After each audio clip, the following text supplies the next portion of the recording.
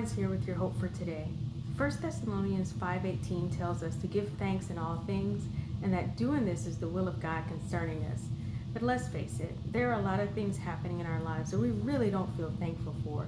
And even if we can find things we're thankful for, which we can, sometimes the challenges we face usurp those positive things.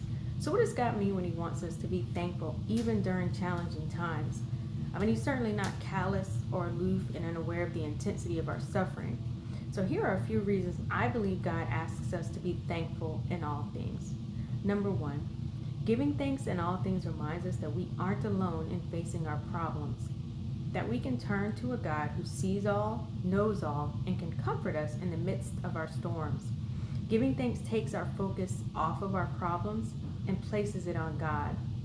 Number two, sometimes our challenges can cause us to have bitter hearts, which can be detrimental to our lives. I know you've met a person who has faced a major challenge and it seemed like their life stopped progressing after that.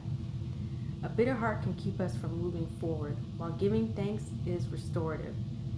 King David demonstrated how we can give thanks in the midst of challenges. Many times the Psalms began sorrowful but ended in exaltation and praise. And number three, studies show that giving thanks reduces depression. The negative bias, that notion that negative events are more impactful on our brains than positive ones, push us even further away from a grateful heart. So choosing to give thanks pushes us the other way, improving our mental and emotional well-being. The truth is life can be challenging at times, and I don't think we can give thanks in all things without help from God. He tells us in Philippians 2:13 that it is He who works in us to not only give us the will to do what He desires, but to carry it out. So when life gets hard, ask God to help you avoid bitterness by being grateful that we have a God we can turn to in the good times and in the bad.